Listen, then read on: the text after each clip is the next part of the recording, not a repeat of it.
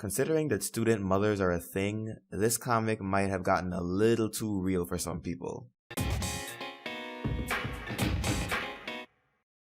This month, instead of starting a new multi-part arc, the main series released a one-shot story for issue number 40. After receiving an old photo album in the mail from her parents, Twilight tells Rainbow Dash about how her relationship with Spike came to be after she first hatched him. Now, I've never looked forward to whenever the main series did a one-shot, since the ones we've gotten so far have been okay at best and uninteresting at worst. But the premise for this one seemed really good, so I felt more optimistic this time around. Let's see if that optimism paid off. So what's good?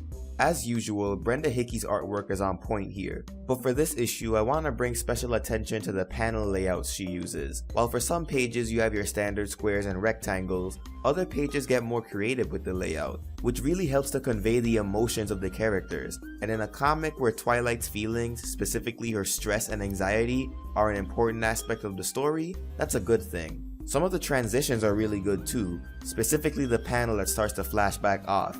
Using Twilight's mane as a way to frame the opening panel was a great idea, and it looks gorgeous. What's really good about the plotline is that it can be consumed in two different ways. On one hand, it's a cute little slice of life story with a bit of character development and history, some cute shots of baby Spike, and some cameos in the background for the really attentive readers. On the other hand, it's also a story about Twilight becoming, for all intents and purposes, an underage mother that has to go to school on top of caring for a child, and the downward spiral that leads to her eventually breaking. That climactic scene where Spike embarrasses Twilight in front of her parents and Celestia and she finally breaks and vents her frustrations at Spike really made me feel for her. It made me wonder if this was what it was like for not just underage parents, but any parent that has to go to school on top of raising a baby. In that respect, the comic kinda gets real for a second. Almost too real, in fact. It's stories like this that really restore my faith in the main series comics, and I hope that we'll continue to get stories like this in the future. So what's not so good?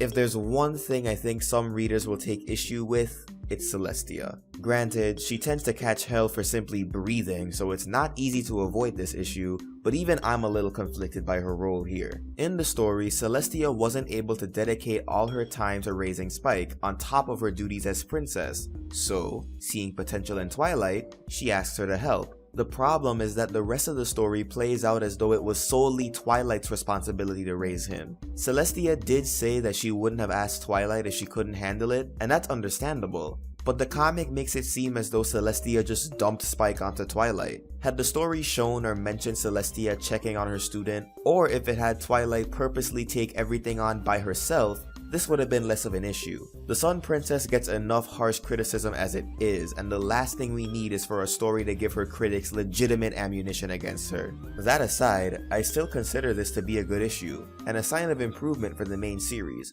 Hopefully it can continue this upward trend for the months to come. Cause if it does, 2016 will end up being a pretty good year for the comics in general. Who knew that this would come from a one-shot? Next month we'll be getting another one-shot following Rainbow Dash as she has a bad day.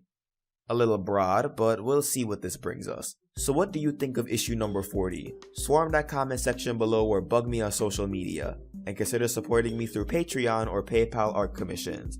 Until next time, keep it sketchy, folks.